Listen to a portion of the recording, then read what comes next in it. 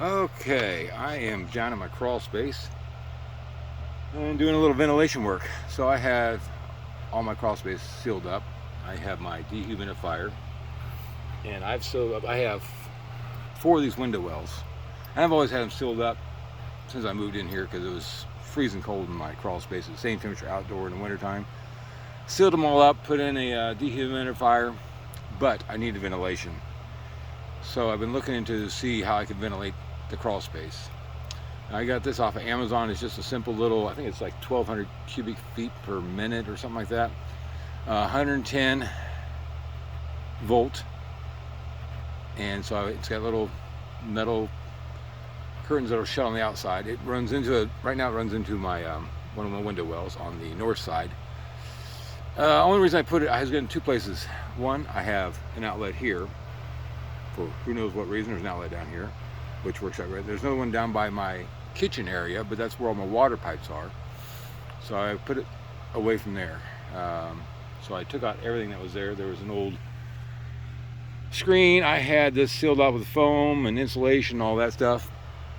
Cleaned it all out, cleaned out the window well. I'm going to make another part on top. Right now there's just a metal grate there.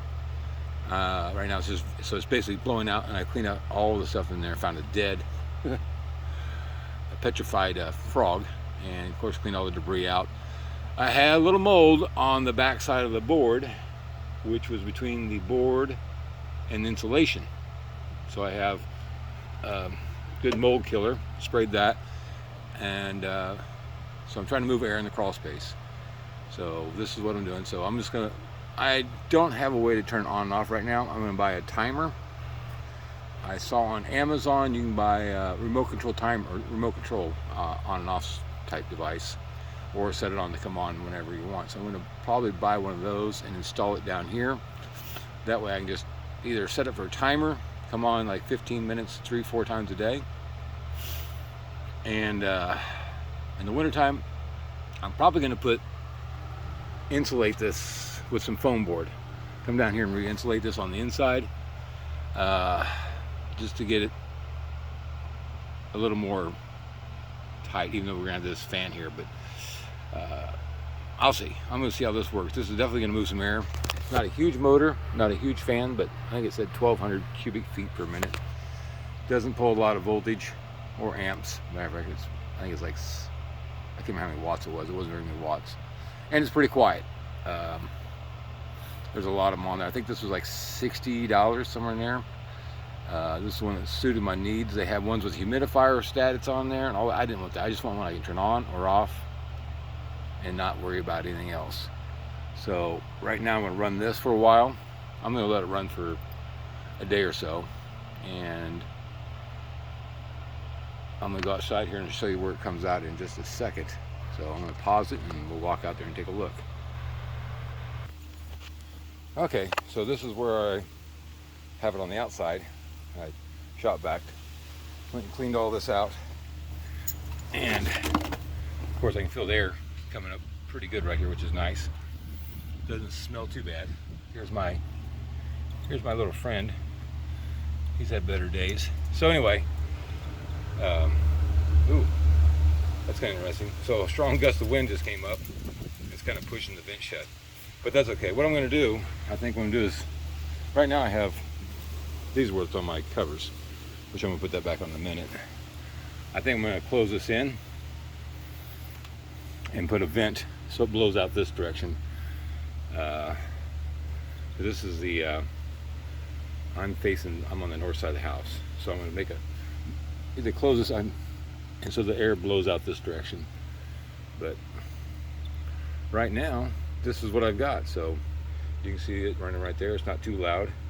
That little cable there is not connected in anymore. It used to be go to an underground outdoor light. It is disconnected.